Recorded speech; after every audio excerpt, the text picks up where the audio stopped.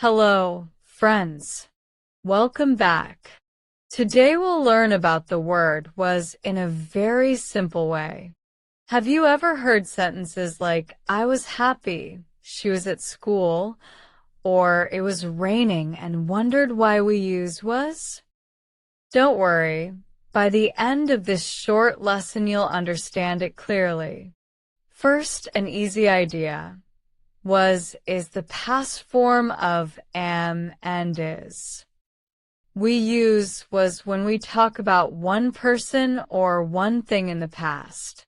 The basic formula is subject plus was plus complement. For example, I was tired yesterday. He was at home last night. She was happy after the exam. The weather was nice. In all these sentences, we are talking about the past. Now, let's look at common uses. We use was to describe a past condition.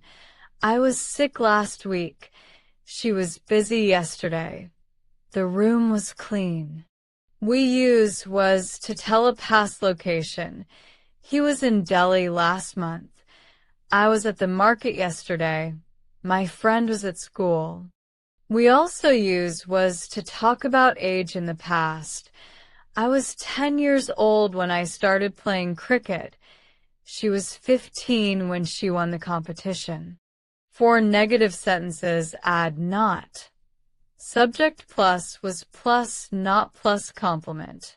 For example, I was not tired. He was not at home. She was not happy. You can use the short form wasn't. I wasn't busy yesterday. For questions, invert the subject and verb. Was plus subject plus complement? For example, was he at school? Was she happy? Was it raining? Short answers are brief. Yes, he was.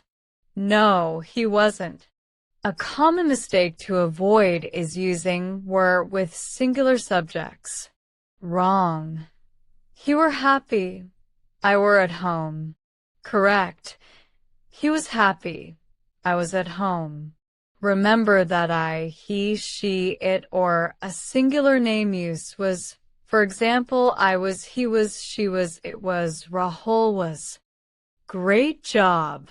So remember, use was for one person or one thing in the past, for actions, states, locations, weather, and age. If you found this lesson helpful, like the video and subscribe for more short English lessons. Want to practice with a short story using was? Tell me in the comments or send your 3 sentences and I'll check them.